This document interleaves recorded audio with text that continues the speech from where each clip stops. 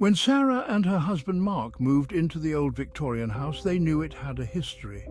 What they didn't know was that something else came with it. The attic had always given Sarah an uneasy feeling.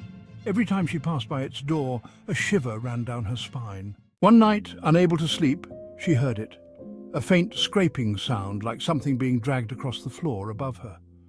Mark was asleep beside her, unaware.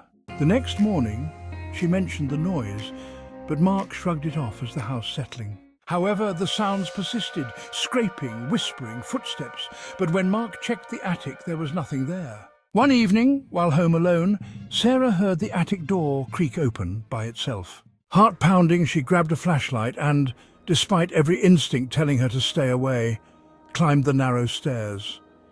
The attic was freezing cold, filled with dust and cobwebs. But then, in the far corner, she saw something, an old mirror, draped in a thick, worn cloth. Compelled by curiosity, Sarah removed the cloth, revealing the mirror's surface. At first, she saw only her reflection. But then something moved behind her, a shadow standing impossibly tall. She spun around, but the attic was empty. Her reflection, however, was no longer hers. It was smiling, twisted and wrong. The shadow in the mirror began to reach out, its hand pressing against the glass. Sarah stumbled back, but it was too late. The shadow pulled her into the mirror and everything went black. When Mark returned home later, Sarah was gone. He searched the house, but she had vanished without a trace. Days later, he found the mirror in the attic, its surface cracked.